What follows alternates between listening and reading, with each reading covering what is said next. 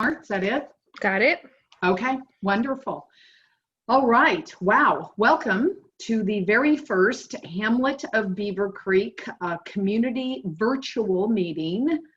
I want to let everyone know that this will in fact be recorded and available at its earliest opportunity, correct? Katie? Yes, Very good. yes. Okay. It is September 23rd of the year 2020. It is 7:05 p.m. And for anyone who would like to see a copy of the official agenda, it is on the Hamlet of Beavercreek website, so you can find it there. The public, which I believe we have 3 attendees so far, we will have, after our guest speakers, a section for public comments and questions for anything that's not on the agenda. So if you have things to share, we'll have an opportunity to do that soon after our guest speakers are done. Let's see, we want to talk about, first of all, welcome and thank you for driving so far in this rain. And if anyone has a question, please utilize the raise hand feature, which for some people it's the bottom of the screen and for some people it's at the top of the screen. And I think that was everything I was supposed to say.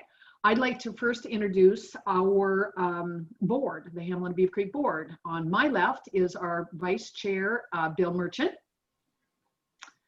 and our Director at Large, Joe Matteo, and Jack Hipp, also a Director at Large, and he has a nice picture on his for those who can see. Jessica Cernak is our Secretary, and where is Cheryl? There's Cheryl Burkert is our treasurer. And I think that's it. We have one that is not able to make it yet, Kenny Cernak, and he is also a Director at Large. Okay. And we of course have our staff liaison, Katie Wilson. Lou. And let's see, I think we're ready at this point to move on to our guest speakers. We actually have 3 this evening. Ellen Roglin, who is with Community Relations Specialist with Clackamas County, Brett Sutterfield, also Clackamas County Planner, and Krista Purser with Kittleson, who is the Consultant on Transportation. And they're going to be speaking on the Transit Development Plan update. So you 3 are on. Great. Well, thank you very much. And thanks everybody for making the time. I know there's a whole lot going on. Ellen, I don't know if you want to chime in with any background before we get started. We do have a little bit in the presentation slides. No, you go ahead and I'll chime in as if needed. You've got a great presentation. All right. We will get started then. I'll be sharing my screen. Won't quite see your chat box, but someone give me a holler if you need anything. But I will have Brett start us off. Yes, just a sec. There we go. Okay, now I can see stuff. Hello, everyone. Thank you so much for letting us come and talk to you today about the Transit Development Plan. So this is the very first Transit Development Plan that Clackamas County has ever developed, and what this does, this allows the county to coordinate all planning of transit in Clackamas County through the future and what that'll look like. And with our trustee consultants, Kittleson Associates, they've been outstanding at helping us through this process. And yeah, we'll just dive into it. So the project goals of this Transit Development Plan are to guide investments of future transit funds. The TDP will guide investments under the HB 2017. So in this plan, Clackamas County has 7 transit providers. What we've done is we've separated it into the TriMet area, which is pretty much the the urban area in the northwest corner of the county, and the unincorporated areas without any transit providers outside of that. And so it's kind of a two-headed beast, so to speak. So this is a breakdown of where we are in the plan. We're smack dab in the middle of it. We started at the beginning of the year. And right now we are working on the future service opportunities. And with this, we're We're also just starting the next round of outreach that we'll be asking for your help in garnering as much input as possible. We'll dive into that a little bit more as we flow through this presentation. And we hope to get this thing wrapped up sometime in early 2021. So like I said, this is what we need everyone's help with, is distributing this survey to all the people all your contacts in Clackamas County that you can. This survey helps us understand what types of potential future transit opportunities there will be in Clackamas County.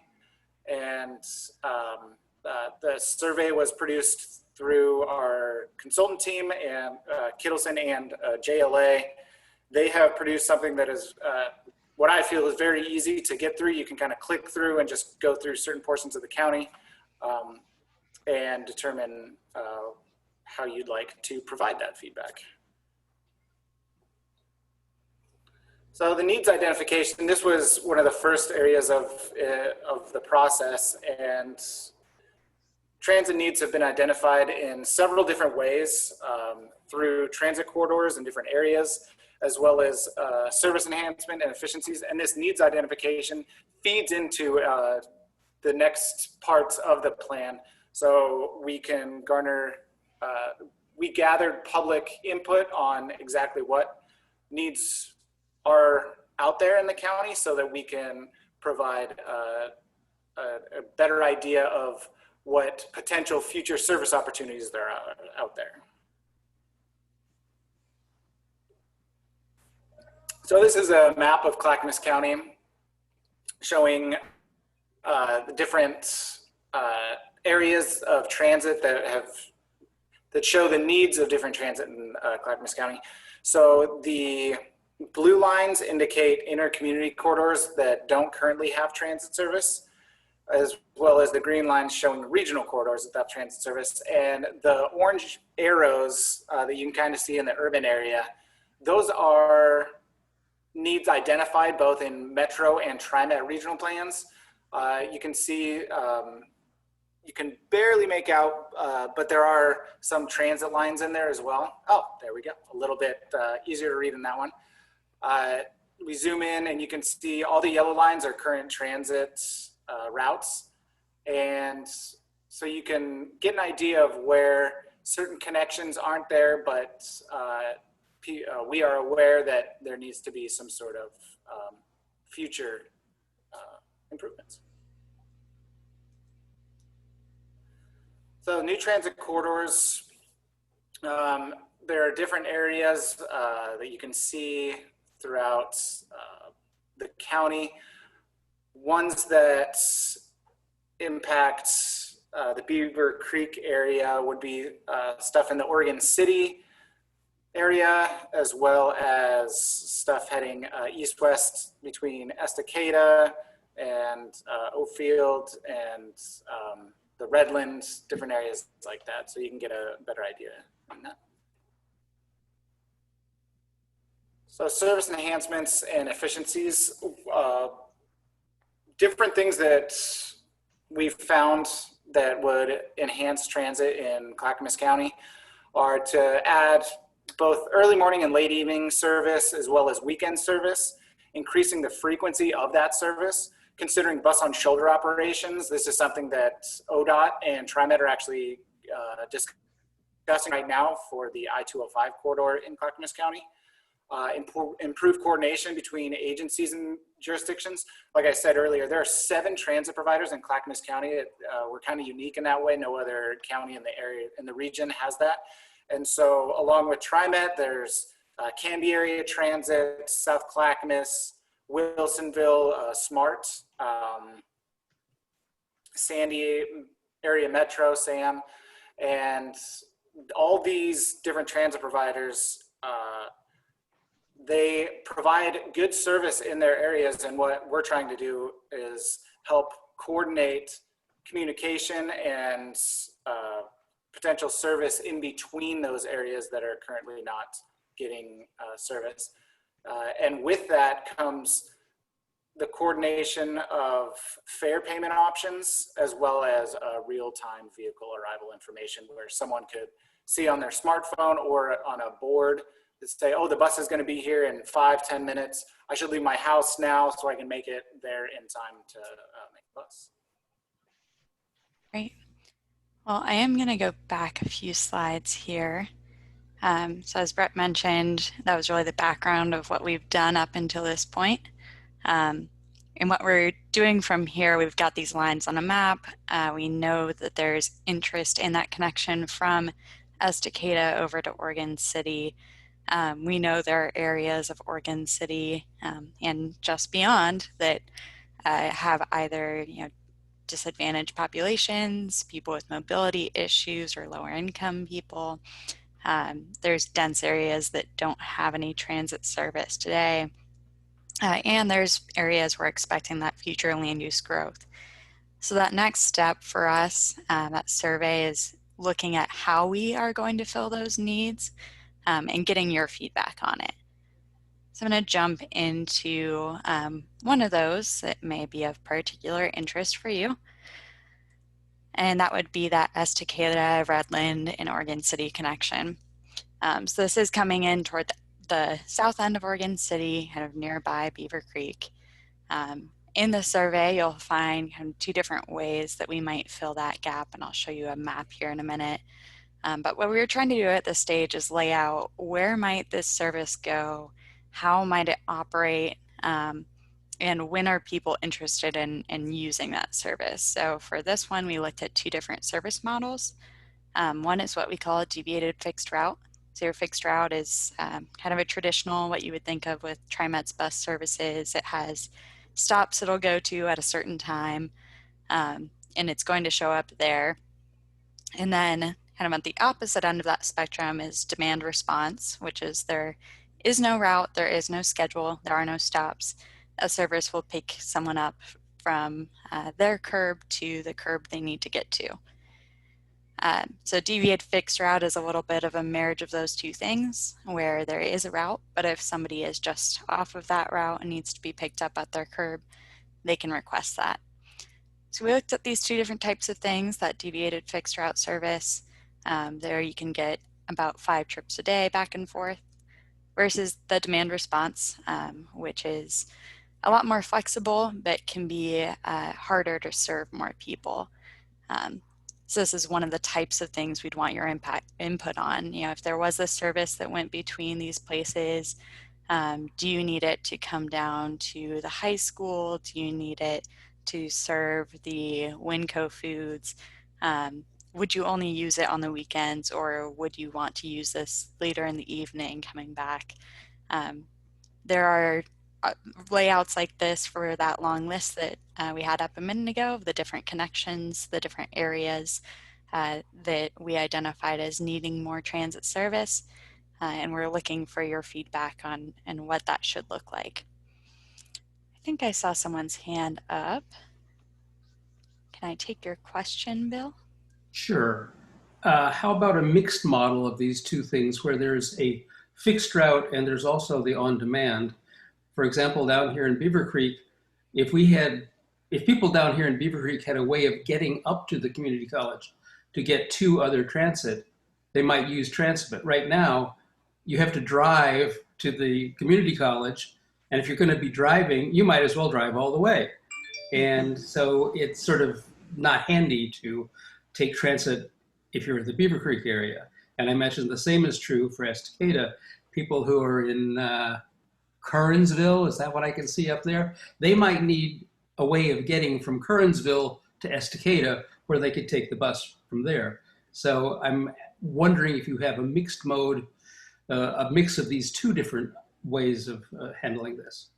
Yes, a deviated fixed route would be something like that. So there's a few different ways of handling it on the county's end, but you can go into the survey and say, I know we're showing it up here, but if I was going to use this service, I need it to come down to this point, and provide us that feedback. So when we are making those recommendations, we can say, we don't just want it going through the college here. we do want it to deviate to go and pick people up at their curbs in this whole area and provide that connection. So we are looking for that type of feedback in the survey. It's a great question. Happy you asked. Well, see, I think that there's probably not a lot of demand from Beavercreek, say, or Fisher's Corner, particularly, on a daily basis, on an hourly basis, on the weekends. I don't think there's a whole lot of demand there. I may be wrong, and I hope the survey finds out exactly what's going on. But I know that right now, there's no way of using transit because you got to take your car to get to the transit. So it's crazy. In fact, I do take my car and drive up to the to Milwaukee, where I can take Max, and if I want to go into Oregon City, I mean not Oregon City, into Portland. But that's sort of an unusual kind of situation. Mm-hmm. Great. Yes, that is exactly what we're looking for. So looking forward to that. I did put another one in here too, the Tualatin, Westland, Oregon City as an example. So we had talked a little bit about one of the ways that kind of ODOT and SMART are looking at an express route on 205 versus a local service on Borland Road. So these are both kind of the fixed route model, but another type of thing we're looking for in the survey. So in this case, there was two fairly different routing alternatives there. Again, looking for people's feedback on, thinking about once you do get up into Oregon City, where do you need to go from there? This was a big regional connection need. So what might someone want this to look like? So we have a good number of those. Again, the survey can be found on the county's website at planning/transit. And we are open through October 15th. So you do have some time to get on there. And I believe it is either live tonight or will be very shortly tomorrow. It's live. It's live. You can get on right now. Yep. So I've raised my hand again. Ellen, is there some sort of flyer or PDF flyer perfectly that I could put on our website? About the project in general or about the survey? About the survey. And yes, both. There will be. Yeah. Yes, we can get that to you, Bill. That would be great. I'd like to put it on our website. Terrific. Thanks for asking. Jack, you have a question? Yes, I do. I may be mistaken, but maybe it's no longer exists, but didn't there used to be some kind of a bus line between Oregon City and Molalla? It's still there. So South Clackamas Transportation, which is focused in the Molalla area, is the transit provider. So they do operate the bus up Highway 212 up to the community college.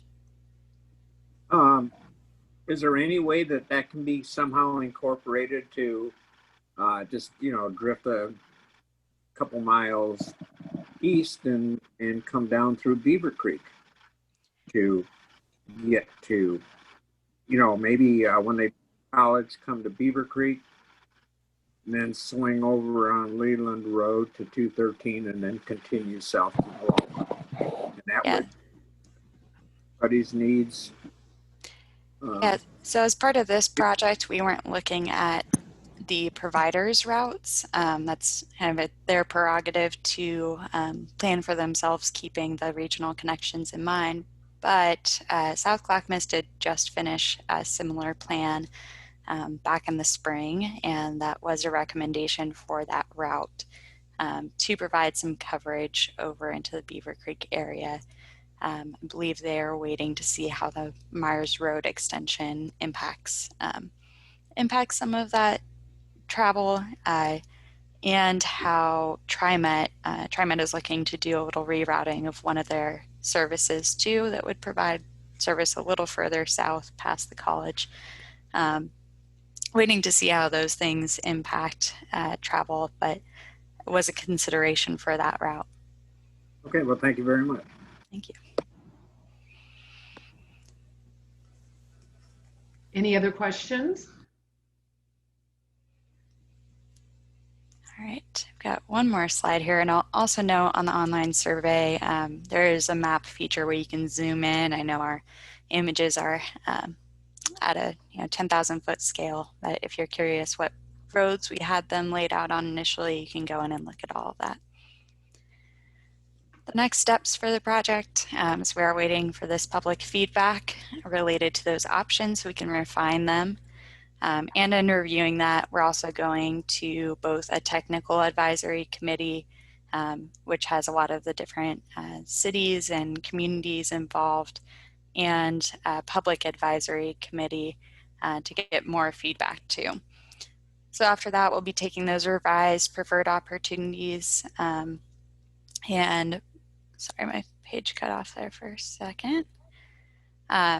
Revising them based on that input from everybody and then moving forward with that draft plan.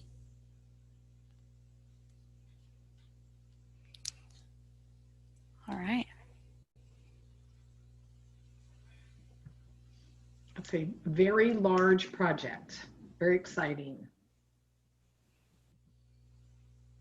Any other questions from our board or any of our attendees? I don't see any hands raised yet. All right, wow, boy, you guys skated out the questions. Okay, any other thoughts, Ellen or Krista or Brett? No, just please do take the survey, spread the word, right, Okay. Brett?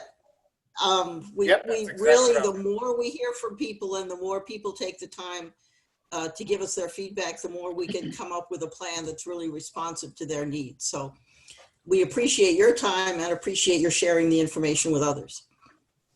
Will do, thank you. And Brett?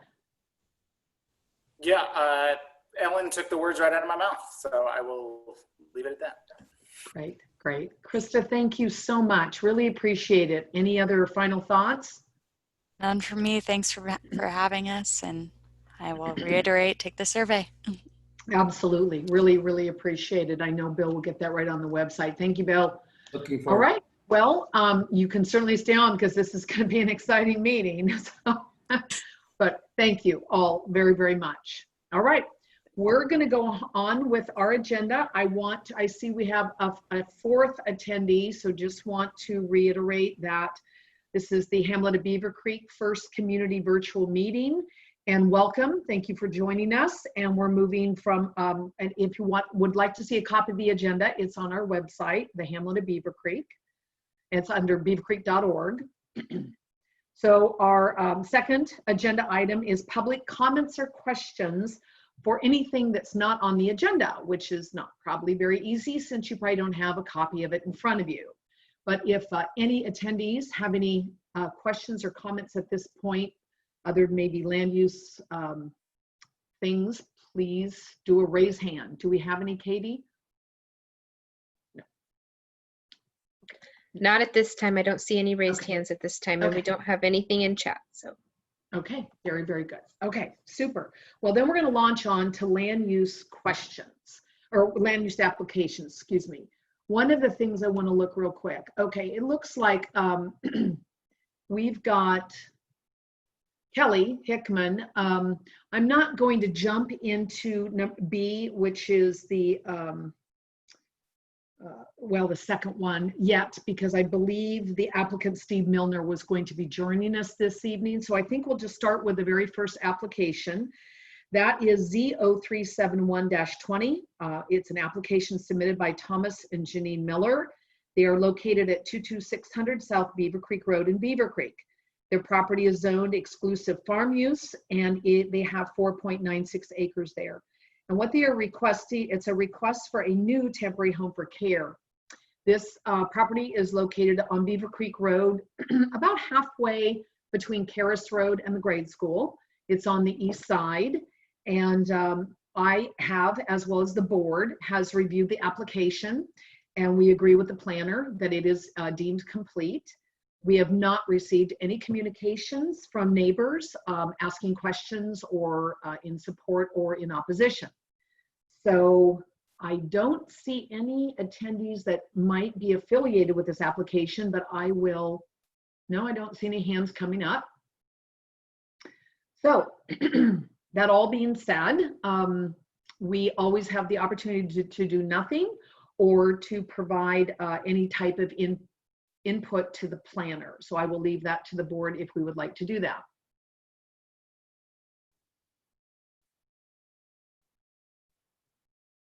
A motion? Yeah, I will make a motion that we forward it with our recommendation for approval to the county board. Very good. Do we have a second? I'll second. Bill, great. You got all that, Jessica? Got it. Oh, beautiful. All right, good. Is there any further discussion on this application? All right. Then I think what we're going to do is take a vote.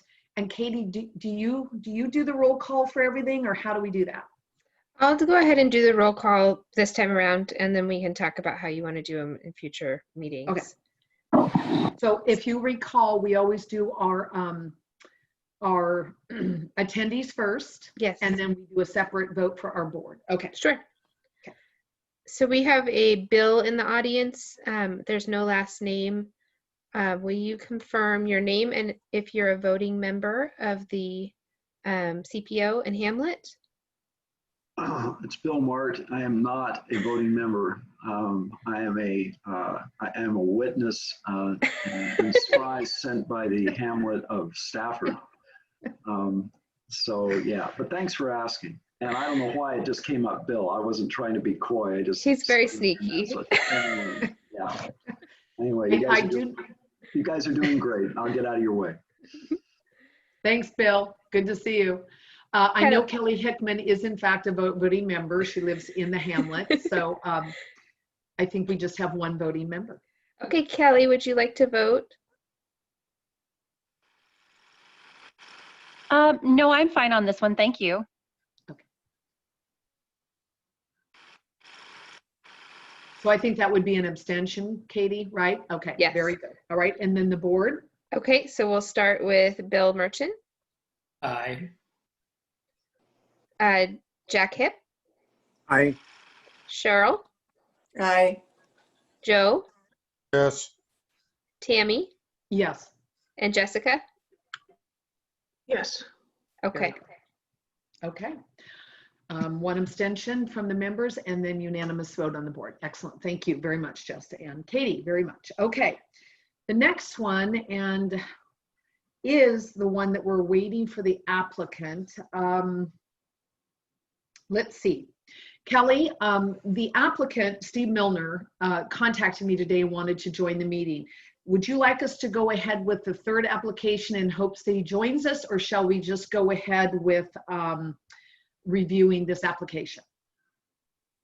I would definitely like to wait for Dr. Milner if he's going to participate. Thanks for asking. You're more than welcome. Thank you, Kelly. Okay, well then let's go on with our third application.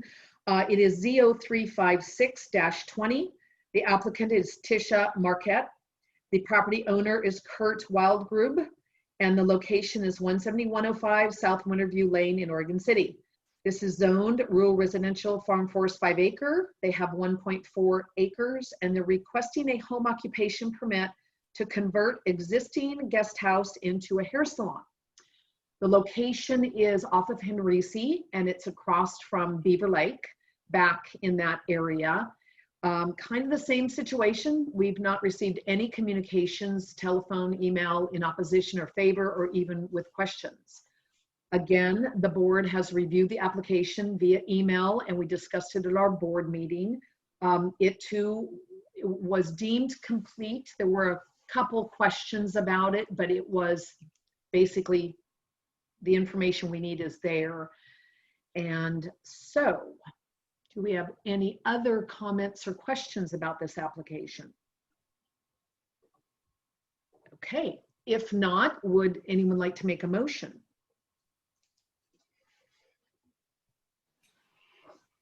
I'll make a motion.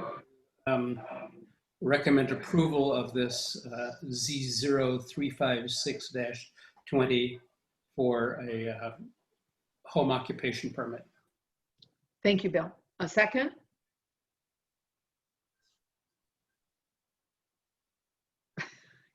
You're all muted. Somebody seconding. I second it. Thank you, Cheryl. All right, any further discussion? Excellent. All right, roll call, Katie. Sure. And I guess, yes, same thing, Kelly first, if she wants Yep. to vote on that. Kelly, No, thank you. I'll abstain. thank you. And board. Bill, Yes. Jack, Aye. Cheryl, Yes. Joe, Abstain. Tammy, Yes. Jessica. Sorry. Yes. All right, one abstention, and then board is 5 yeses and 1 abstention. Okay. All right, wow. It's working, Katie, I'm so excited. Okay, I still don't see Dr. Milner, darn. Okay, I'm gonna wait a little bit longer, Kelly. I know you're being super, super patient. So let's move on to one that's not listed on our agenda. And that would be why we have 3 guests with us this evening. So I'm gonna do a really high level explanation of what Bill Mart and Mitch Jones and Rick Cook would like to share with us this evening. In the Stafford CPO area on Borland Road, there is a church and they have property that's undeveloped. The zoning in the area is rural residential farm forest 5 acre. And back in, I believe, about 2017, there was a request for an interpretation from the planning director at that time. That was Mike McAllister. And it was from a firm called Willamette United Football Club, I think. And what they wanted to do was to lease the property from the church and build quite a complex, a big one with kind of buildings and turf, and mainly for a big sporting facility. And I know I'm probably not using the proper terms, but I know 3 people that will correct me. So anyway, at that time, the planning director basically supported it, was in favor, and various people took this to the Land Use Board of Appeals because there was not very good notification. A lot of the neighbors were not notified, though the CPO was, and so I believe the LUBA came back and said, yeah, you know, you really do need to notify people and get involvement from the public. So I'm not sure the end result of that. I think it died on the vine for a bit, and it has been now resurrected in this year, 2020. Surprise, surprise. And again, they started out with a planning director interpretation, and our planning director today is Jennifer Hughes. And she has in fact reviewed this and has come back with an interpretation. And it's kind of a complicated, but ultimately is in favor. And what that means is in that zone of RRFF5, there is something called recreational use. And recreational uses are allowed. And there's a list of examples like horse arenas, boat moorages, golf clubs, country clubs. Actually, there's a lot more, but that's an example of the kinds of recreational uses that an applicant can go to the county and request a conditional use permit. So the planning director has basically said, yes, I've looked at what they're requesting, and we feel it's comparable as a recreational use. That being said, the CPO members and citizens of Stafford don't agree. And they're going to appeal. I believe the paperwork has begun to appeal this to LUBA, basically saying no, a very, very large sporting event facility is not really comparable to a horse arena or a park or a golf club. So I don't know that I can take this too much further. And so Bill, Mitch, and Rick, I don't know if you've all, drawn straws and decided who's going to speak first, but please do feel free to correct me, and you guys are free to chat.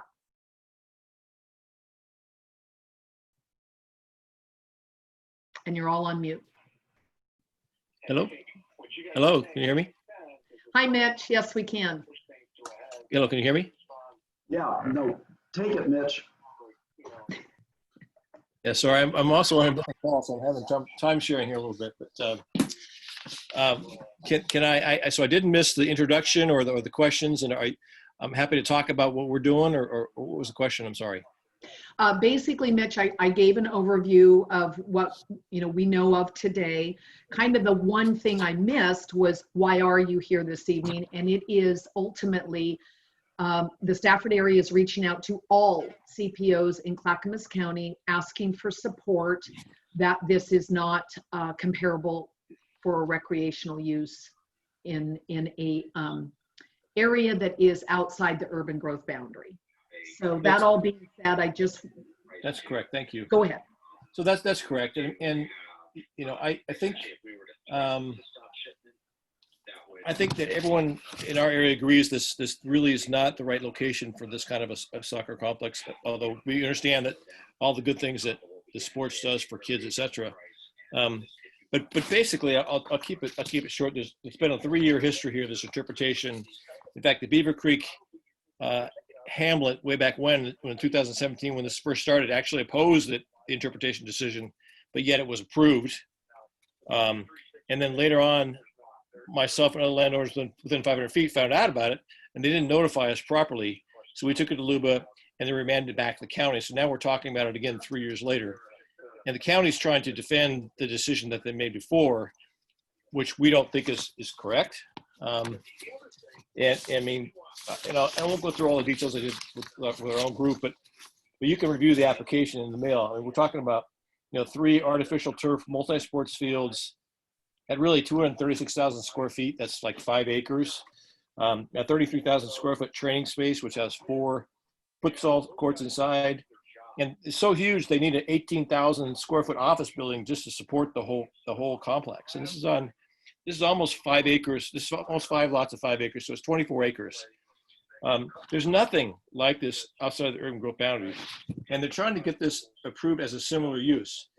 Once that happens, then it's approvable for the whole, anywhere in RFF5, that same zoning, can have similar things go on, which makes no sense at all. And of course, have you been notified? I don't think you have. And nobody else has either. So we're trying to reach out to all the CPO groups. You're the first one we've talked to. I happen to know she had a meeting tonight, so I tried to jump on here and see if I can start here. And basically get some support that, guys, this is not the right place or thing for this. This is they're advertising as a world-class athletic facility. It's a $14 million facility. Just soccer tournaments alone on the weekend will draw 8,000 people by using the math of how many people they say will be there. And this is an RFF5 area. I mean, the maximum family size in RFF5 is 15. So compare 15 to 8,000, or what? Of course, you have five lots, but thousands of people. It's not comparable. I mean, the fields will support three sports. They have 70-foot stadium lights. They're huge.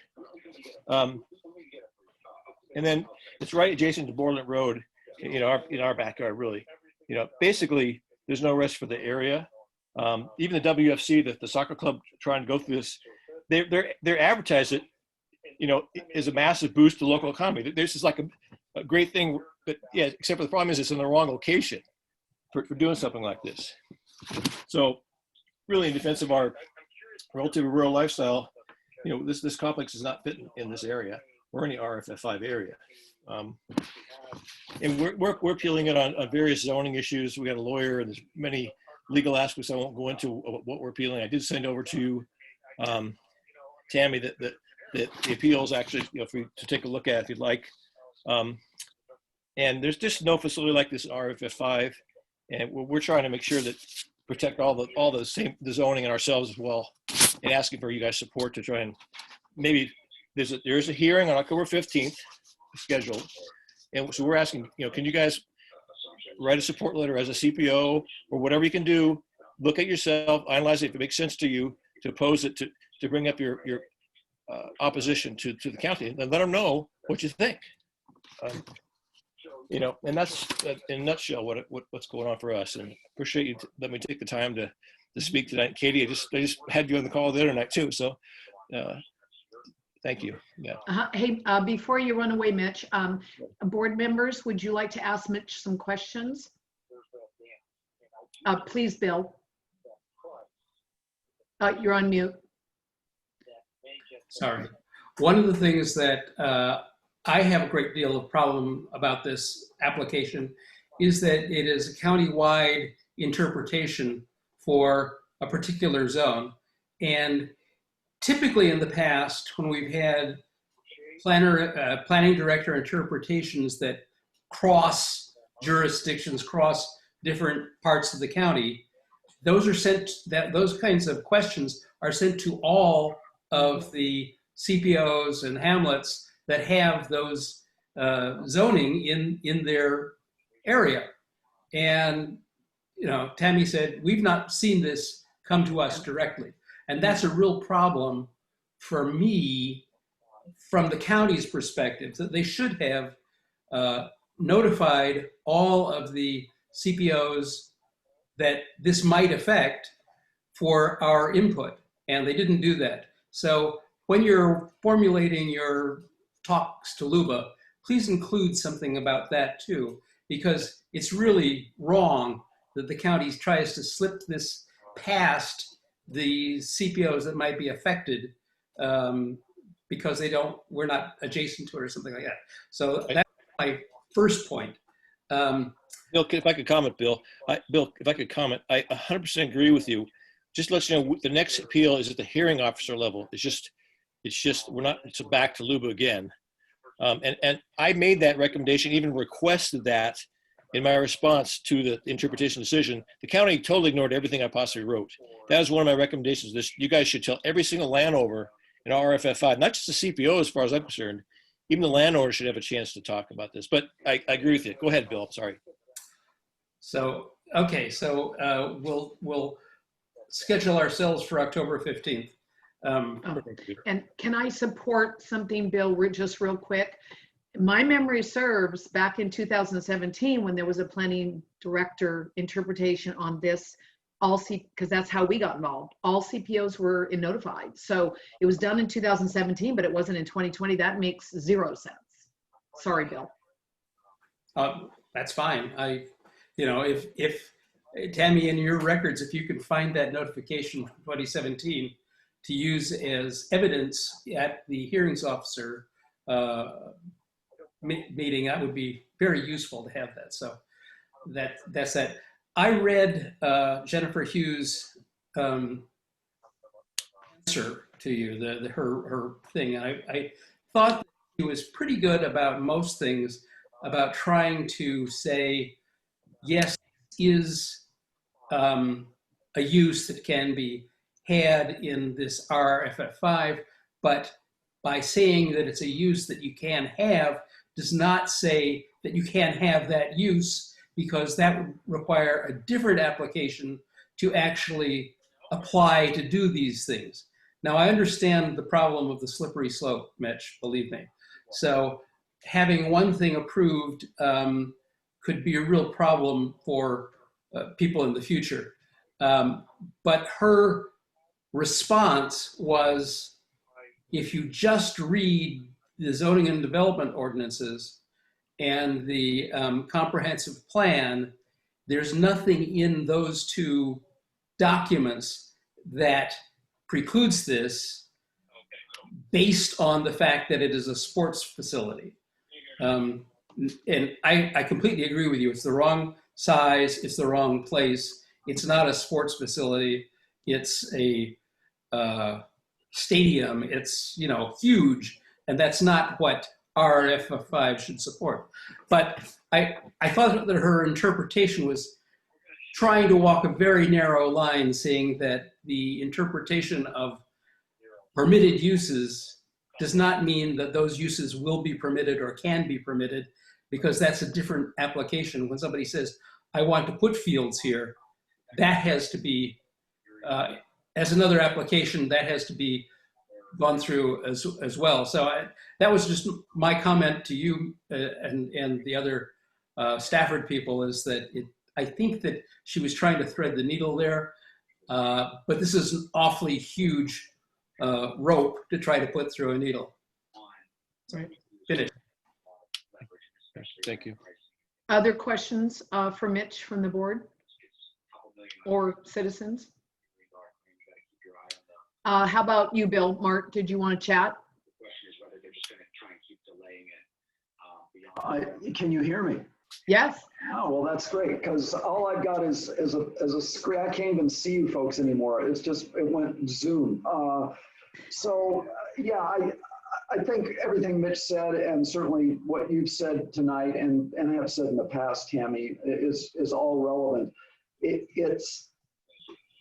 feels like if you put the right spin on almost anything that isn't definitively either prohibited or allowed, you can do exactly what Jennifer Hughes is doing, and that is, make the case that it wouldn't necessarily be a precedent, although it would. And I can't imagine that should this happen, that other folks aren't going to see an opportunity, and not only an opportunity, but an opportunity in the context of a church, a not-for-profit, a 501c3, which is exactly what the soccer club is. So it's the model is put forth, and to make the leap from small acreages, specifically rural and specifically supposedly not, that there can't be any zoning changes now that our area is been brought into the urban reserve.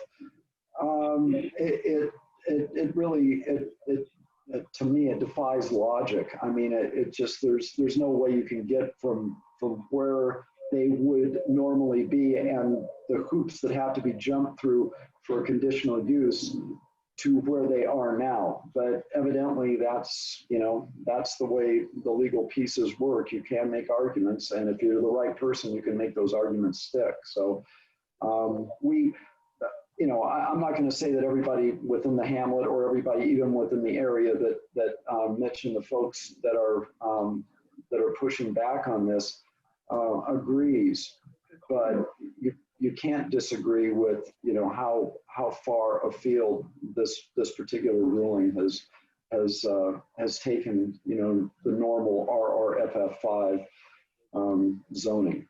That's all I've got. And thanks for entertaining us in this. I know you folks have a lot of stuff to get through, so I very much appreciate it. No, we're glad to have you, Bill, really. Thank you so much. How about some questions for Bill? And Bill is by the way, Bill is the chair of the Stafford Hamlet. Anyone? Jessica? Mute. Yeah, thank you guys very much for that. And definitely we feel your pain over here too. So I guess a question for you, and maybe I missed this, sorry, but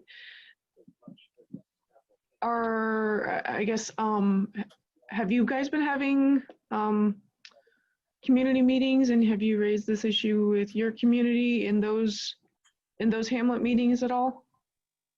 And if you have, what has been the response? I want to say the last CPO meeting that addressed this with specific volume of turnout would have been the end of last year, Mitch or Rick. I'm trying to remember. There were two topics. I think it was when Martha Fritzie came and talked about what the planning department was trying to do with home rentals and basically Airbnb, approaches and putting rules in place. And I think that was our community meeting, and then right after that we followed up with this, and it was it was in the fall of last year. And yeah, there's obviously a lot of energy around this we probably didn't do justice to the problem as early on as we should have. And again, one of the things that Mitch noted is that there wasn't good notification by the county, but they did notify the CPO. So yeah, there's definitely been there's an awareness. But Bill, the CPO just appealed this week. Your CPO appealed. No, yeah, but that's, yeah, and we had, in fact, we had an emergency meeting Monday night because the deadline was Tuesday at 4 o'clock, and even putting that in place was I mean, not the meeting so much, but getting our vote and recognition of our meeting in the records for the county was not easy. It's ironic that their inability to notify effectively the folks that were going to be affected doesn't fall down when they're coming back to us and saying, but you didn't cross all your I's and all your T's to get this appeal in. So yeah, no, we did, and we were successful, and not by, not without a great deal of effort. So yeah, we have definitely tried to play catch up here and tried to keep the community informed, and a lot of people came to that meeting, not just folks that were affected directly, but people that know the history. And I think the vote that was taken, I think we had 21 supporting. There were probably another 5 or 6 that couldn't vote because they hadn't been to other CPO meetings. But there was, yeah, it was a pretty unanimous support of an appeal, and to keep the process going to try to get this thing remanded. So. And I found something really fascinating, Bill, was the vast, for any applications that we've dealt with, normally, I mean, over and over and over again, from the time a decision is made, which your date was September 10th, I believe, it's 21 days you have to appeal, and they gave you 12. And that's been fascinating to me, why that happened. That's a question I definitely would be asking. To give you less than 2 weeks to appeal LUBA? No. No, and here's the other piece that I have brought up, and in our last venue trying to get traction, when you have been put in that place where there needed to be more time allowed, i.e. a meeting that then could a scheduled meeting that the CPO could address this, they have been, as I understand it, very accommodating about giving you more time to make that happen. Oh, not with a LUBA appeal. That's very, very specific. Okay. Yeah. On a LUBA appeal, you have 21 days from the date of decision. So when, it said September 10th was the day that Jennifer came out with her interpretation. You should have 21 days from that date. But no, when we get a land use application and they're asking for quote unquote input, they'll usually give us a little more wiggle room, but not for LUBA, no. Okay. Well, but there you go. See, one more thing that we've all got, or at least I have to learn. Maybe that's common knowledge if Linn or Rick are involved. But yeah. So okay. I don't know. We just put our heads down and start pumping. I mean, that's basically what we're doing. Having a Tammy Stevens on our side of the aisle would be pretty fantastic, I can tell you. Well, it's really my board. I have done a lot of reading on this today, and so let me just put it this way. If this was being proposed in Beavercreek, and granted, we don't have a special roundabout, but my concerns would be the following. Number one, the lack of notice, and that's not just within the Stafford CPO, it's countywide. My other concern is traffic. I don't quite frankly know of any road in Clackamas County that's not at a failed or near failed level of volume. The noise of something of this size and this kind of activity, recreational use, the lighting. is very, I know what those kinds of fields outside can produce, and that's a lot of light. Just the size, when you said 8,000 cars on a weekend day, that's just astronomical. I mean, that ties into traffic, but that still gives you the vision of the size of this facility. And the mere fact that it's outside the urban growth boundary and it's in a rural residential farmed forest, that's not a zone that says, and recreational use to the size of a stadium. So if I were writing a letter in opposition, or to at least voice the many concerns we would have, that's where my list would come in. I'd like to hear from the board on your thoughts. Tammy, just a quick comment. The Bill, if I don't mind, Tammy, the 8,000 is for a 3-day weekend. Is that kind of a thing? So it's not 8,000 per day. Okay, per weekend. Thank you, Bill, or Yeah. Mitch. Sorry about that. Bill Merchant. So again, I want to go back to what I said earlier. This, from Jennifer Hughes, reiterates again and again that this is an interpretation of a permitted use. It is not a go-ahead for any kind of actual development. Any kind of development would require another application and all of the hoops and things that people have to jump through on an application. Now, I fully agree about the notification. We were not notified. We will be affected if this interpretation stands. But the interpretation is our sports facilities and that kind of things, and their attendant concessions and parking and training and all the things that they want to do, are those permitted in the RRF5? And her very thin, narrow interpretation is yes, they are permitted, because that's what the ZDO says you can have a like use. And her interpretation is that this is a like use to other things. Now, we can disagree whether it's a like use or not, and I think that's the key point to be pushed to the hearings officer, is that these are not like uses, that this isn't like a stadium. A stadium is not like a basketball court.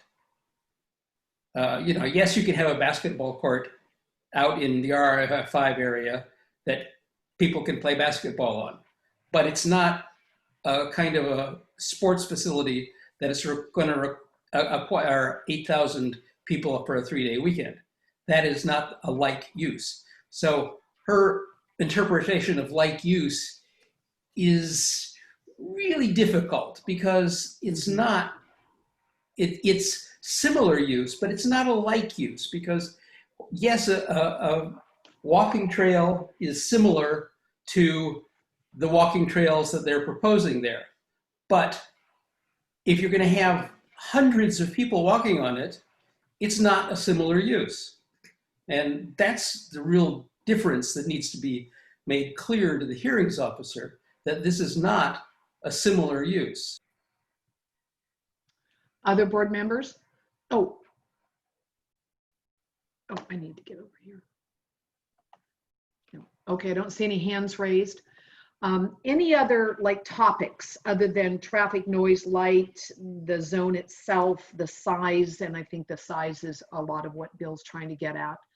Any other thoughts? Because I'm hoping that our board will. Cheryl, please. I'm just curious, would a facility like this also affect the area with an increased amount of crime, and then ultimately affect an already tapped sheriff's department? I don't know. I mean, that's a good question. Jack, do you have any thoughts on that, being a ex-sheriff? Bill, did you have some thought? Oh, I think Jack's coming on. Yeah, I don't know that any particular facility would increase the potential for crime. The crime statistics pretty much. I mean, they're there already. Not great in the Stafford area, but it does exist. Beaverton is kind of a source of some problems for the Stafford area. Certainly Portland is. I don't know that a family-friendly, so to speak, sport facility would increase to any significant amount, at least to the surrounding community. Maybe to the attendees, like maybe car crawls or stuff like that. But other than that, I can't see it. Okay, thank you for your thoughts, Jack. And thanks for the question, Cheryl. Bill, you have your hand up? I just want to again reiterate that Jennifer did not find in favor of huge towers of lights. She did not find in favor of a giant sports facility. Her finding was that it might be permitted, but it would depend on the application, the specific application for development for each of those things. And I think that to go off and talk about all of the horrible things that are going to happen when you have 8,000 people there on a 3-day weekend and you have 70-foot towers of lights misses the point that the interpretation is about, is this kind of a use permitted? And I think that her interpretation is wrong, that it is not a similar use. And I think that we can emphasize over and over and over again. But to talk about the 70-foot tower of lights, they've sort of proposed that that's what they'd like to do, but they haven't made an application to do that. Right. If they made an application, it might not be permitted because it's, not in keeping with the character of the neighborhood. There's all kinds of reasons that they might not be allowed to develop as they want to develop, but the interpretation is, can they try to develop? And her interpretation, as far as I could read, is that yes, they can try to develop, but they'll have to file an application for each thing that they want to do. So for us to talk about 8,000 cars, 8,000 people on a weekend, 70-foot towers, vast acreage covered in AstroTurf, that's just sort of thin air. That doesn't exist yet. It's not going to exist until it goes through an application. Right. When somebody says, I want to put in basketball courts and sports fields covered with AstroTurf, that's a specific application, and that will get considered individually.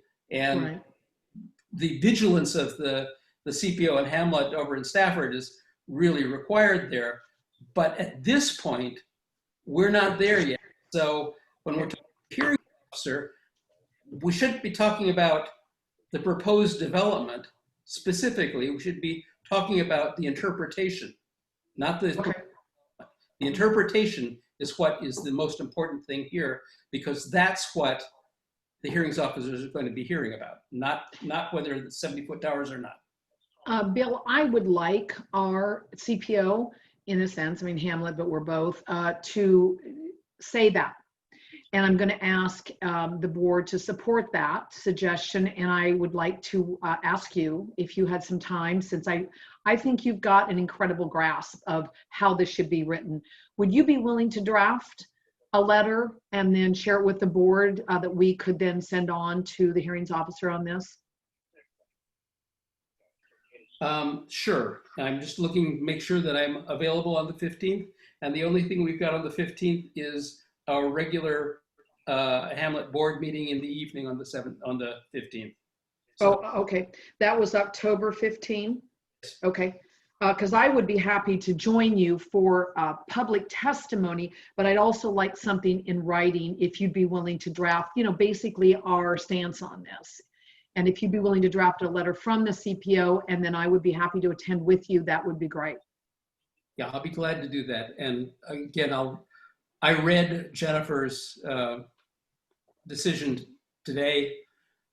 It's a complicated decision. She's very specific. She quotes very specific sections of the ZDO and the planning comprehensive plan that I want to read again, and I want to research what she's referring to.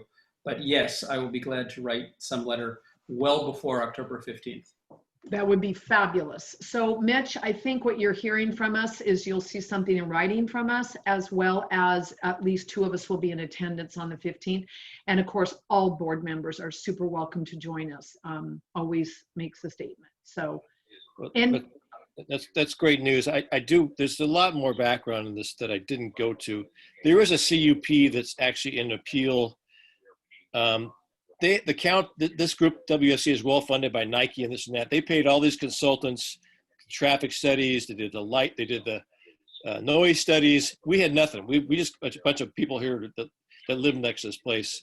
And so they basically got a lot of the CUP was approved, but what they didn't do is, for a long story, they did not evaluate the CUP against the similar uses because we'd already appealed that.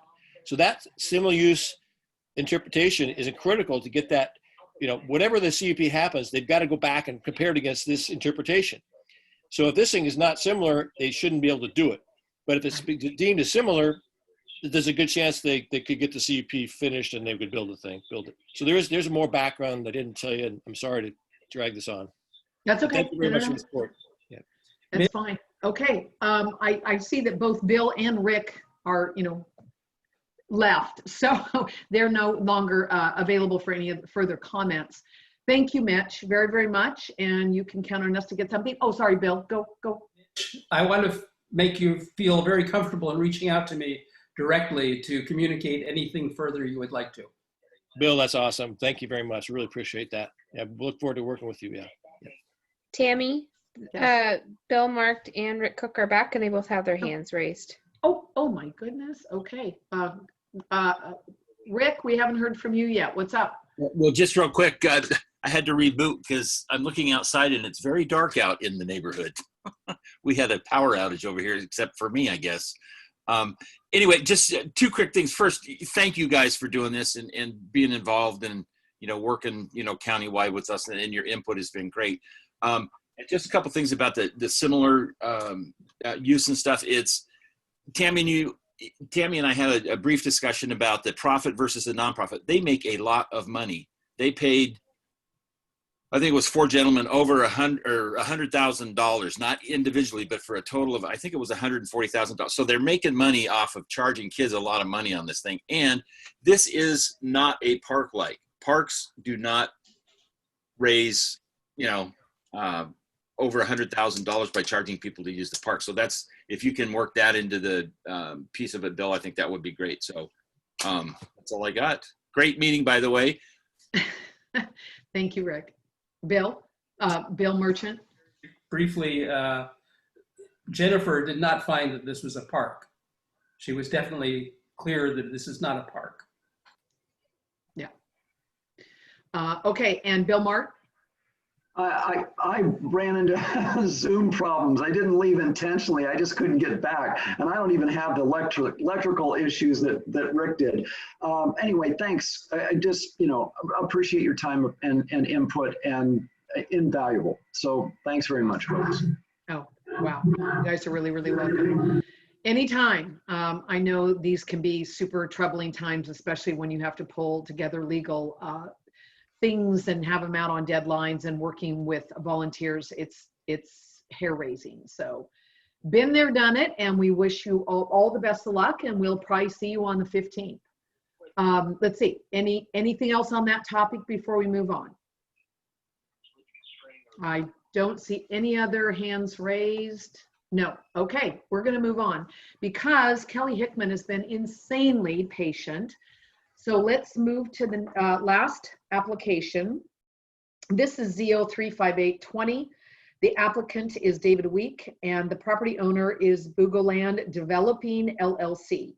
This is 23225 South Beavercreek Road in Beavercreek. It's zone exclusive farm use. It's a 32.43 acre piece, and they're requesting a marijuana concentration processing associated with farm crop production.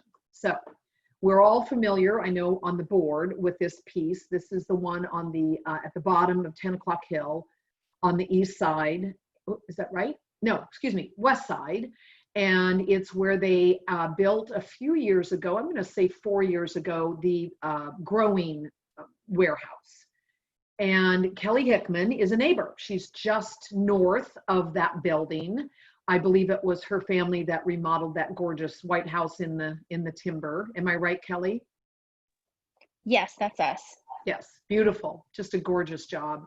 Anyway, so Kelly was involved in the initial application a few years back when they wanted to do the growing. And then what we learned through this process, or Kelly learned from the planner, was in that initial approval, it wasn't actually just one building, but several that they were allowed to build, even though each one required an application. So that's where we are today. This is an application to build a second building for processing, and as a part of the marijuana regulations, a certain percentage of the crop has to be grown on premise in order for processing to be built. And they can bring some in, some things that they may need, but it's a small percentage. And so Kelly contacted me as soon as this application came out, and we talked for quite some time about, you know, how has it gone since the initial application was approved? You know, was it better than you thought, worse than you thought? What have you seen that might be going on that shouldn't be going on, and that sort of thing.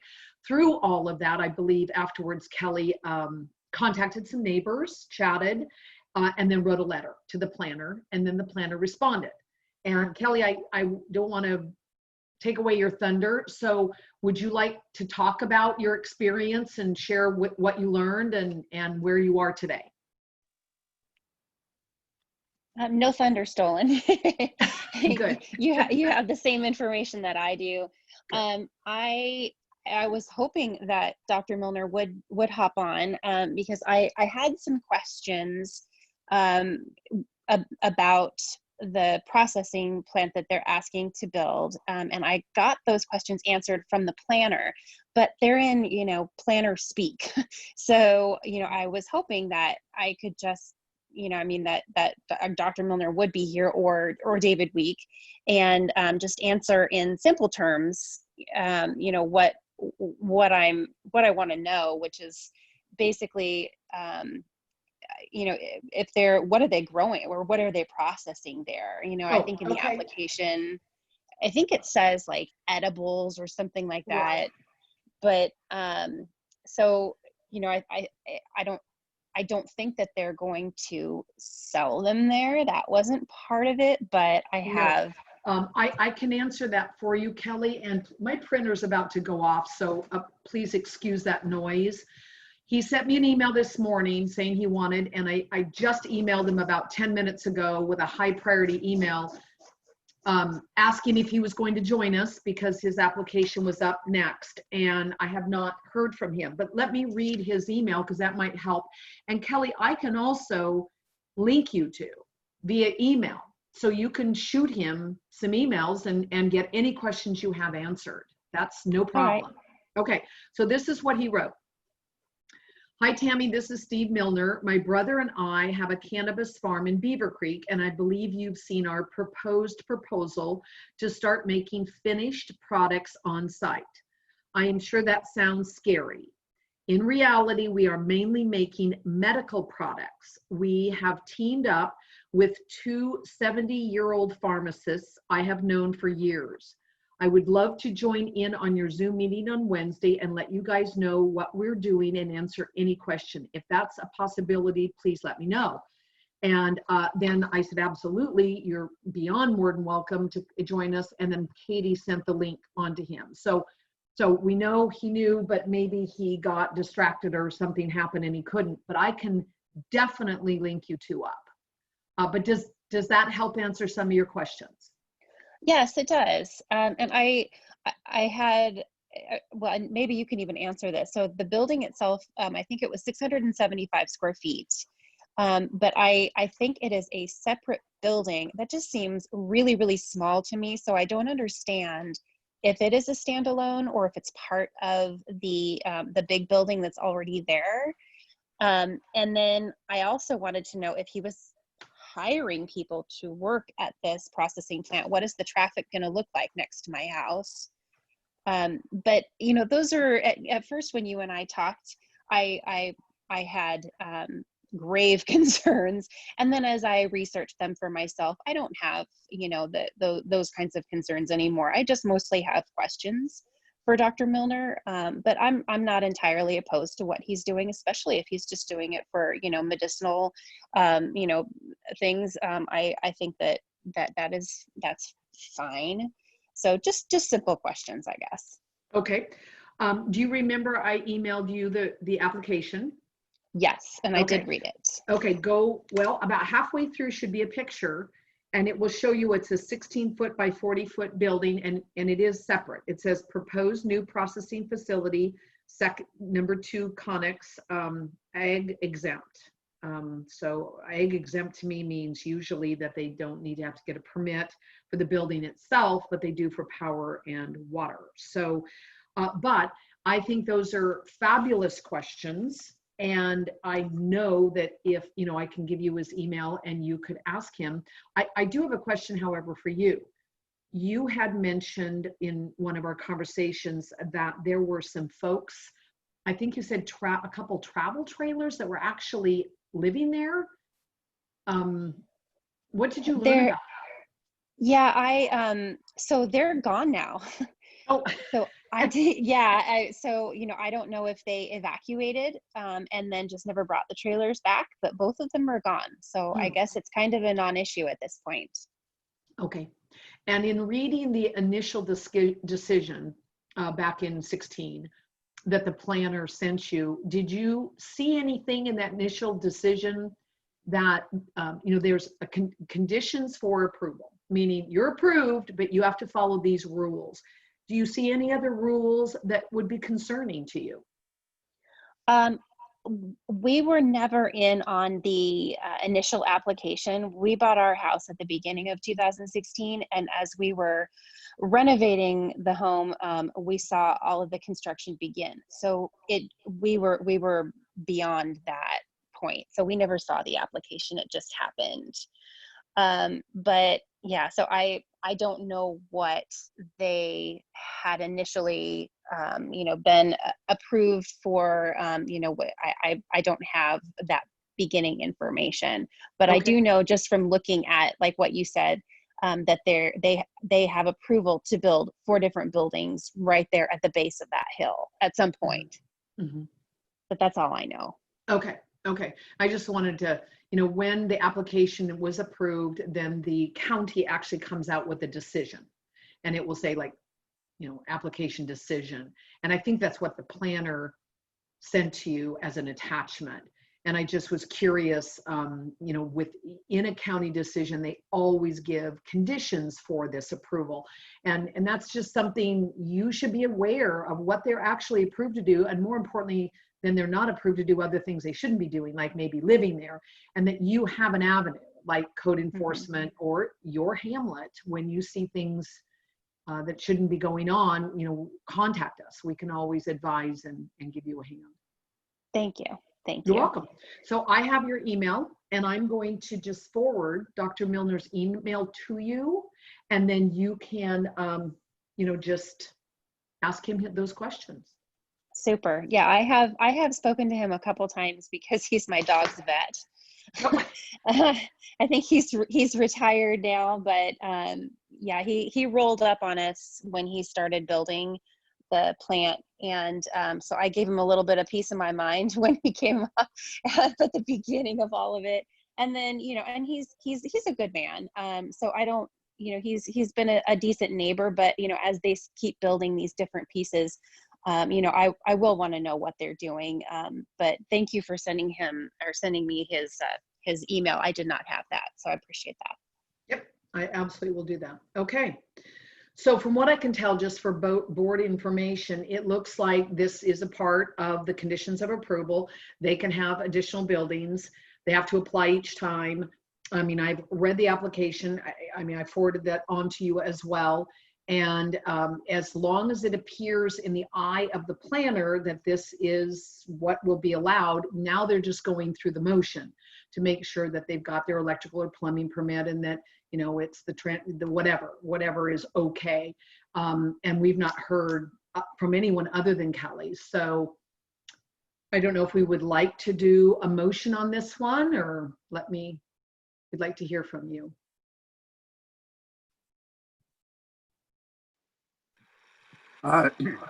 Jack, I just think, Jack jumped in first, Bill. Sorry, go ahead. I think we should just sit back and just let Kelly do her thing. And if there comes up with any concerns, she can come back to us. Okay, thank you, Jack. How about you, Bill? I was going to suggest that we actually recommend approval of this as long as it meets all of the zoning and OLCC requirements, which are pretty stringent, that we recommend this because it's clearly an approved kind of thing to do with the marijuana processing. Would you like to make that a motion, Bill? I'd like to make a motion that we recommend approval of Z0358-20 for a marijuana concentrate processing associated with farm crop production, permitted use. Do we have a second? I second it. That's Cheryl. Okay, very good. Any further discussion? Okay, I think we just need a vote. Katie, do you want to start with Kelly? Sure, Kelly. I will go ahead and abstain, just because I have, I'll have the email, and I do trust that Dr. Milner will answer my questions, you know, even with, you know, without this vote. So I'll go ahead and abstain, but thank you for allowing me the opportunity to speak and to vote on it. Great. Okay, Bill? I recommend that we approve this application, so yay. Cheryl? Yes. Kenny?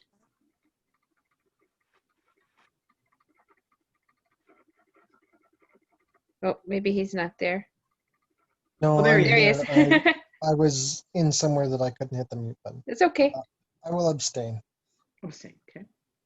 Jessica? Yes. Jack? Abstain. Joe? Yes. Tammy? Yes. Okay, that's 5 yeses and 2 abstains from the board and 1 abstain from our membership. Okay, very, very good. And I will get that done this evening, Kelly. So do look for the email. And really, thank you. Thank you for calling me and thank you for participating. This is the highest value of a CPO right here. This is what we do and hopefully what of the value we bring to our citizens. And I appreciate all of you and donating your time and your energy to our little hamlet. It is very appreciated. Thank you all. You're welcome. Thanks, Kelly. Okay, woo, that was a busy application night. We're going to move on to reports, and I can either read those amounts because I know a lot of people don't have an agenda, or Cheryl, would you like to read the amounts, or do you have them handy right there? No, I don't. You're the keeper of the amounts tonight. Okay, thank you, Cheryl. What our cash account is carrying $48.84. Our checking account is carrying $1,356.45. And our trust account has $3,035.27. That's anything else to add to the treasurer's report, Cheryl? Nothing. Very good. And Bill Merchant, would you like to give us a report on transportation, please? Well, we have that wonderful report from our guest speakers, and that's basically what's been happening. I know that Ferguson Road has been paved from south of Henry C. Road all the way north of Henry C. Road to my house, which is pretty amazing that we have a new road now. There's been other paving in the area, striping of roads in the area, Nothing much specific in our area. The Area Council on Transportation for Region 1 is going to be meeting again in, is it next week or is it in early October? I can't remember which, but anyway, we're going to be meeting again. The issues are the State Transportation Improvement Program, and tolling, of course, is still there with much discussion. And there's lots of stuff on the ODOT website and on the Hamlet website about those topics that you can look in our posts. We put all of our land use kind of things in our blog, which is unfortunate that we call it a blog, but that's where everything goes rather than on individual pages. So that's all I have to report. Wonderful. Bill, thank you very much. Appreciate all you do in the transportation world. Okay, we still have Bill Mart and Rick Cook as guests, and on our old business, we were going to just talk because we haven't had a community meeting, I want to say since March of this year, about what's been going on. But since we don't have any of our own citizens visiting, I don't think I'll go back and revisit the efforts of the community during the COVID-19 initial students at home effort and feeding students, and then our Beavercreek pantry. Even though I would like to say that the 10 o'clock church, or the United Church of Christ there on 10 o'clock Hill, is still working daily to amass home supplies, cleaning supplies, and non-perishable foods, getting it out to shut-ins and people in need. And you know, through the entire project of feeding students, there was just an astronomical amount of money that was donated by citizens, and the balance of which went to the pantry to keep that effort going, and it's still going. I get calls and refer people there all the time. So remember that, you know, if you hear of somebody just sort of struggling, you know, get them there. And if you need phone numbers or anything, please let me know, because they just do an amazing job. They're a lot of very senior people, and they're driving boxes around, and I just think they're super neat people. Yes, Bill. I just wanted to mention sort of old business, also sort of new business.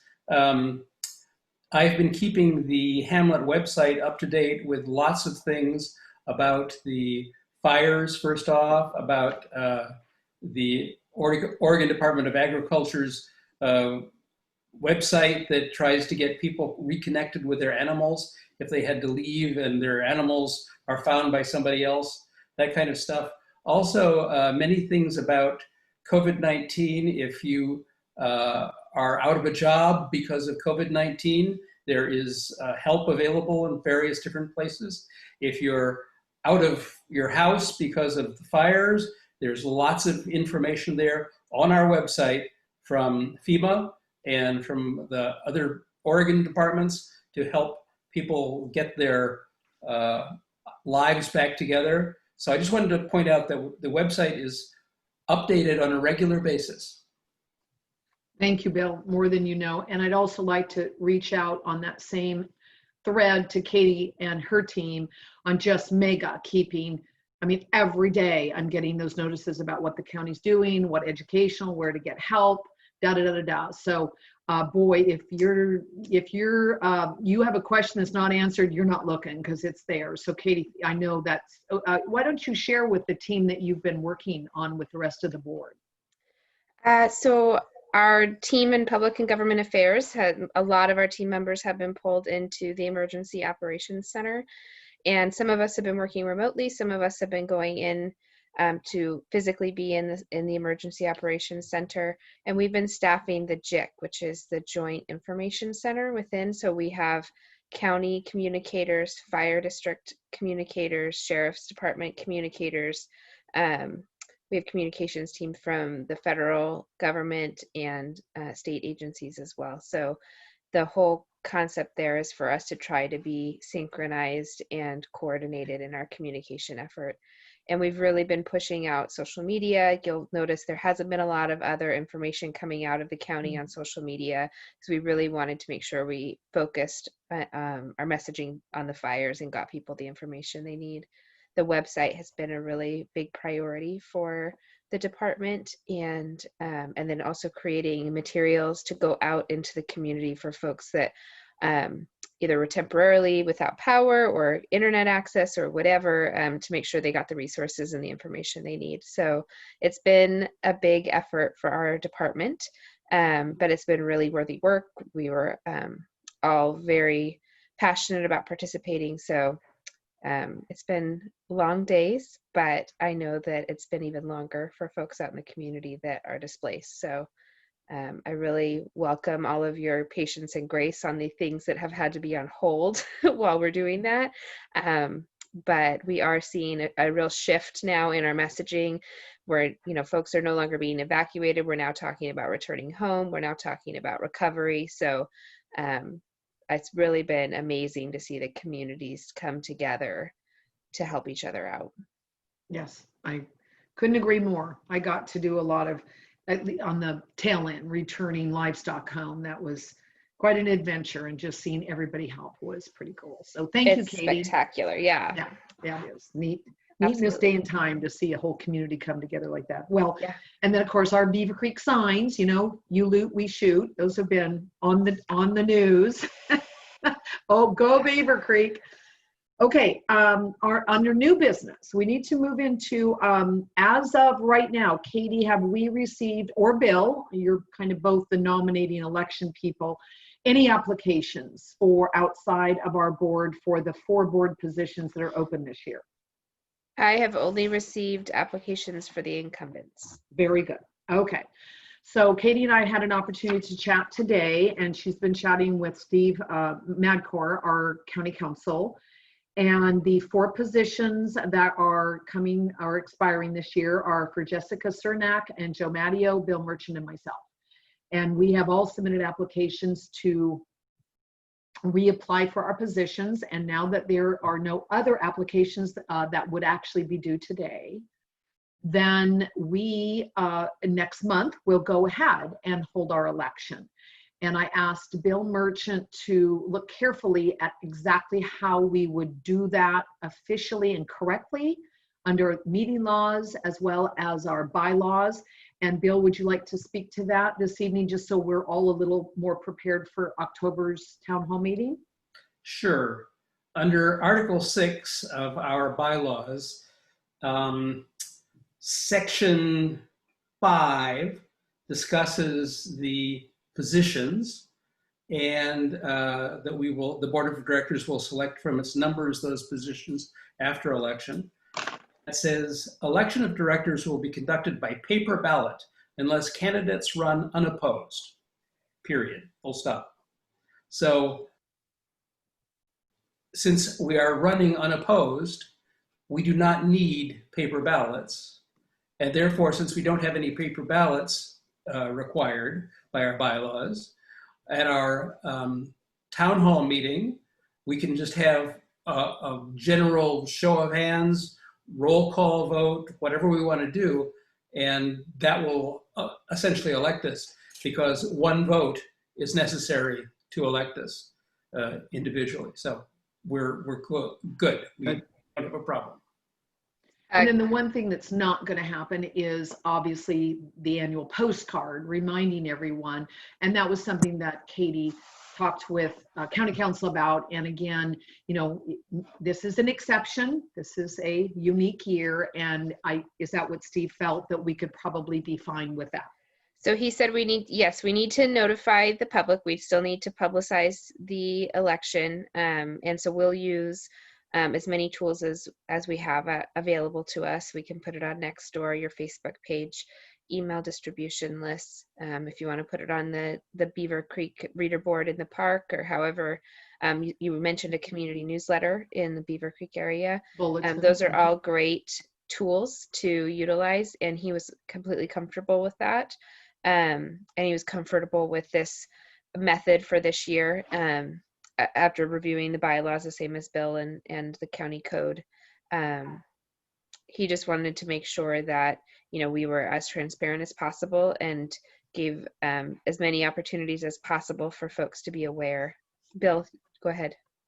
I just wanted to point out that our bylaws would not have permitted what Steve has suggested, because our bylaws specifically say that these bylaws may be amended or repealed and new bylaws adopted by 2/3 vote of the members present at a town hall meeting. Any proposed bylaw amendment shall be read at one town hall meeting and voted upon at the next town hall meeting. Proposed bylaw amendments shall be presented to the BCC for review and approval at a public work session scheduled at least 30 days prior to a town hall vote on the amendments.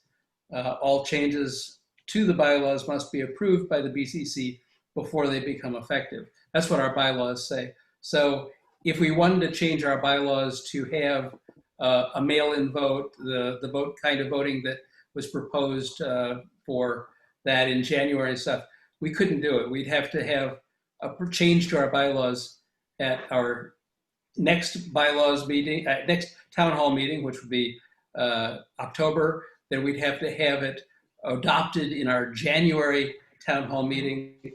And then from there on, we could do it. But our current bylaws do not give us any flexibility in changing how we do our voting or how we. I can't speak to what Stephen's, I'm not going to debate on what Stephen's recommendation was, but I appreciate your feedback, and we'll move forward with what you guys have planned. Right. Yay, I'm thrilled. Okay, that's going to save lots of time and money and effort. I'm thrilled. Okay, so for notification, oh, sorry, Bill. I just wanted to point out that nothing in our bylaws also allows for this exceptional situation that we're in now. And it would be great if we had anticipated that in our bylaws for emergency situations. It's not there, so we're stuck. Yeah. Oh, And you know can- what, Jack? I've noticed your hands up. I'm sorry. Yeah, no problem.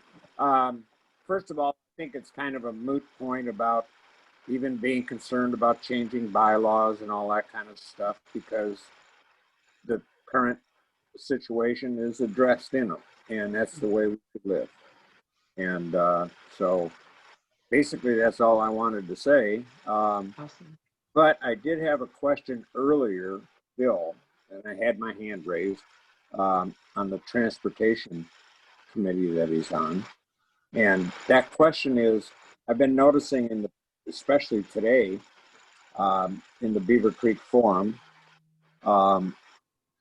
where people were talking about that the paving job on Upper Highland was great, except that they didn't address this dip, which now has, some people are saying, up to a foot of water in it. And the county is supposed to be checking into that.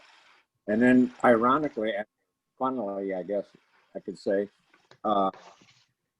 they had, somebody had posted that on Beeson Road, that when they didn't pave it, but when they restriped it, the stripes actually went down into potholes. And maybe that needs to be looked at.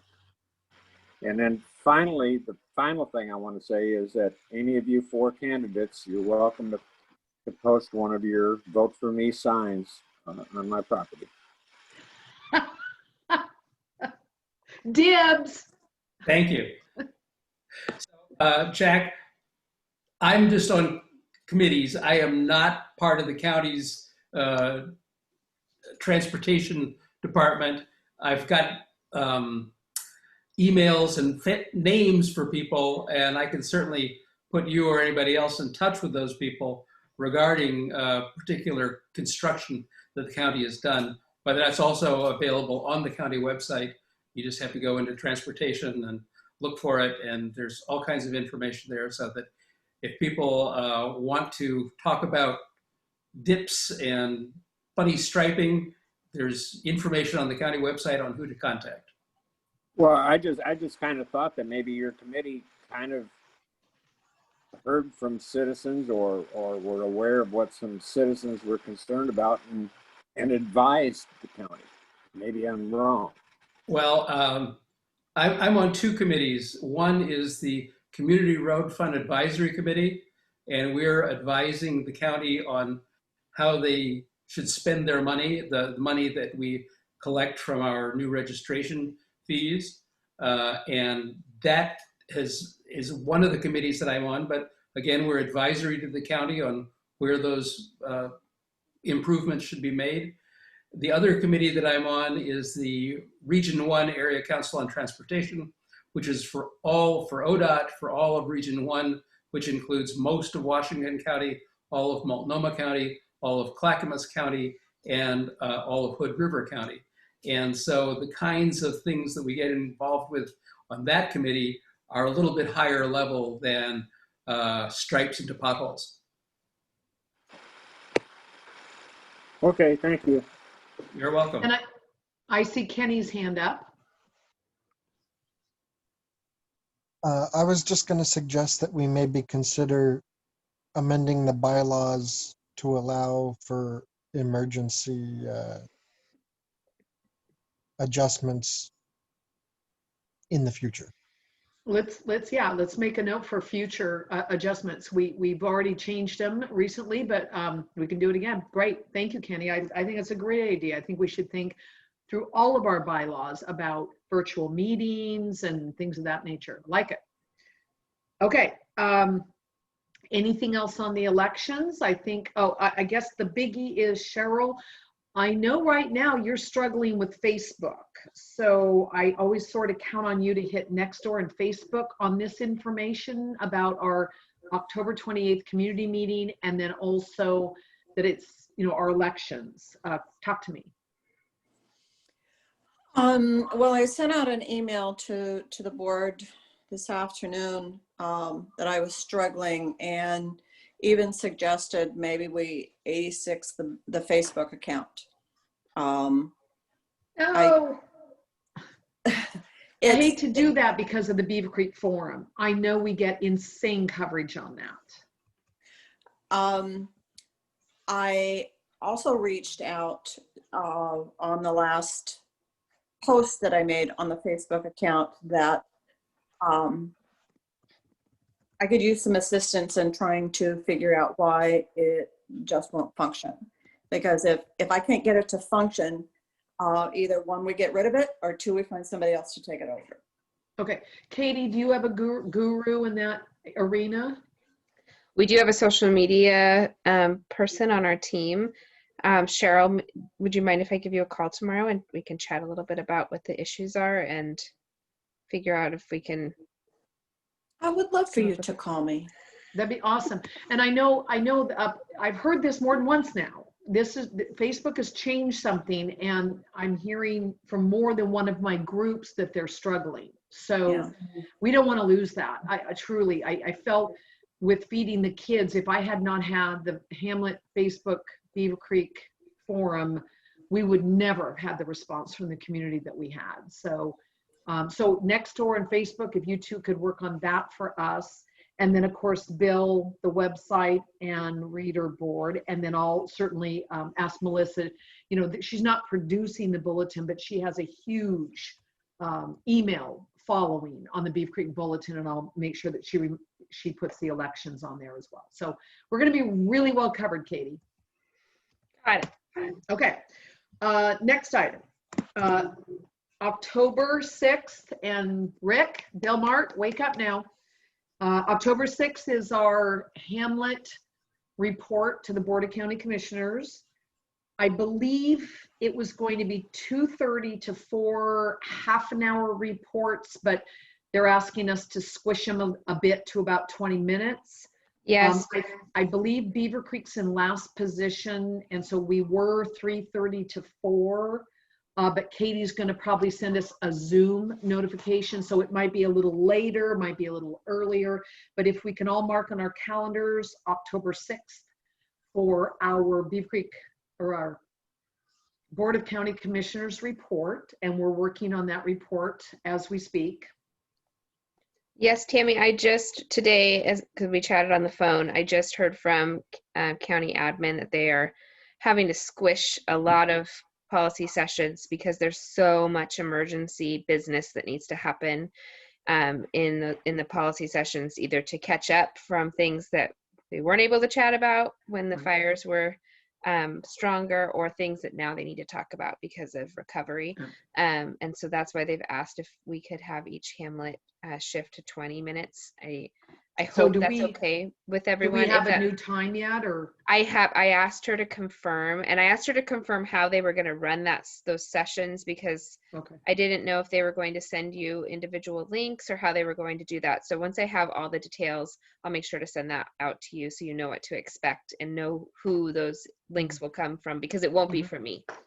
Okay, and if we had any say-so in that, I mean, I always find it valuable to hear what Malino and Stafford are doing. So it would be, I mean, I would prefer that we just get to do it all together, and then people can come in and out as they please. But, you know, it's kind of neat to hear those reports. So they may not be able to do that, but if they can, that'd be cool. Sure. Yeah. I mean, they're all public, so you can listen to them no matter what, but I'm Oh. not sure exactly how that will work. Tammy, not to take over your meeting, but Rick just put something in chat that was also something we just chatted about with the same phone call from Drenda today about the policy session, was that we have a community leaders meeting that was scheduled for October 7th, and it was supposed to be DTD focused. We've been asked to reschedule that. And so I'm working with the board to come up with a date, and I'll be sending out an email tomorrow, hopefully with, at least with the cancellation, but hopefully with the new date. So we can put a save the date on that. So, but Rick just put it in chat. So I just wanted to say that. Okay, so October 7th leaders is off. It's off. It'll be Okay. rescheduled. And we just Okay, are right. also just confirming if there's, we had been planning on being DTD focused. I want to make sure that there's not like emergency wildfire information we need to be getting out, or, you know, those sort of things. So we'll revisit all of it. Ellen and I are meeting tomorrow morning to chat about that, and come and also work with our county admin team to determine when the BCC is available. And then we'll Very get a new date sent out. Great. Sorry, so much shifting. No. It's just a lot of things going on. No. We really appreciate it. Okay, and so the draft Board of County Commissioners report that I sent out to the board, it's getting massaged. Katie and I did get a chance to talk about Karis. And one of the things is, you know, we might be coming in with a PGA plan on, we can do this, and here are what we can do, and when we would do them by. And that is something that we can look at. And then also asking the Board of County Commissioners to, well, we can do all that, or you can just change the boundaries. So maybe they could see it within themselves that this is insanely valuable and would be a great time and money saver to move forward in the correct direction. And, or they may want to see a little more out of PGA, and Katie's very committed on putting a proposal together on that. That being said, there was something we learned today, and I don't know if you've had a chance to talk with Jennifer, but Jennifer— I emailed her, but I haven't heard back yet. So. Okay. Because one of the things on, if you all as a board remember the application where the zone got changed from 10 acre to 5 acre. And we sent all those questions to Jennifer Hughes, and she came back in her normal fashion of being an amazing educator and informative person. And one of the things she said was, well, you know, PGA we didn't know from PGA just to send Kara stuff to you. So I got a hold of Katie and said, hey, can you just let planning know that if anything out of Karis comes through, to send that to Beavercreek in the meantime, you know, whether boundaries are changed or not, we're interested in having those applications. And Katie was like, oh my goodness, if we can really do that, we will do that. And she's working with Jennifer on that. And then we just expanded that a little bit further and said any inactive CPO, maybe those applications could go to a neighboring active CPO that might be interested in receiving that. So that might be a wonderful way to bridge until someday we can get all these CPOs active. So I like that idea. I really hope Jennifer says that's a doable project, and we'll see. So that would be good. Anything else for the Board of County Commissioner report? Okay, and I really don't have a lot to report on Planning Commission. We, in 2020, we've had a couple zone changes that weren't surprising. I think the biggest thing was that stuff that came down, legislative stuff that came down from the state had to be handled in our ZDOs. And all that went through, and the Board of County Commissioners took the vast majority of the Planning Commissioner's suggestions. And, you know, that went from everywhere from dog boarding facility sizes to, goodness, that was crazy. That was several months ago, but it went, I mean, the Planning Commission has been pretty active now, even in the COVID-19 era, but we don't have a lot scheduled for the rest of the year. So we shall see. So we're planning some work sessions to learn more about things like protected lands and wildlife habitat stuff. So we've been requesting some education from the county on the Planning Commission. All right, Katie, is there anything else I didn't put your name on here and I really should have, for the good of the order from the county and for the board and the community? I can't think of anything. We talked a little bit about wildfires. We talked about community leaders. I don't think we have anything else to report. Okay, how about from any of the other board members? Joe or Kenny, Jess, Jack, Bill, Cheryl? Okay. Any words of wisdom, Bill Mart and Rick Cook? Crack me up. Put your beer down. Bill? Can I guess I can say, yeah, no words of wisdom, just good to watch you guys in action. And again, thanks for entertaining our needs. More than welcome. We feel privileged to be asked to participate. Thanks, Bill. Rick? Just, you know, you and I talked real quick one time about once things settle down between the fire and stuff, if there's a way that maybe the hamlets could work together to say, is there something we could do as a collective to help those?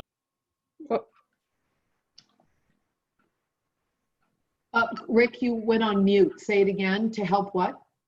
Those that were affected by the fire that actually have nothing, where if there's people that want to donate, you know, furniture or something along that line, that we can do that as a collective group.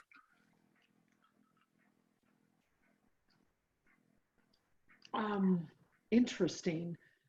I know, you know, the team I've been connected with on Facebook is called Cowgirl 911. And I know that sounds almost silly, but they're underneath an umbrella of helping people. They're not Red Cross, they're community, period, just community. And I have seen massive, you know, helping get sheep home. These people lost their home. Does anyone have a travel trailer that they could live in while they figure this out? There has been easily, I get 30 of these a day of people offering things and people needing things. And so my biggest advice right now, if you really as a community want to reach out and monitor what's needed or help people get on there to ask for help, you just go to Cowgirl 911 on Facebook. It is a group, join it, and you're going to get them. And I get them every day. You know, I haven't dropped off supplies, but I've done a lot of livestock running.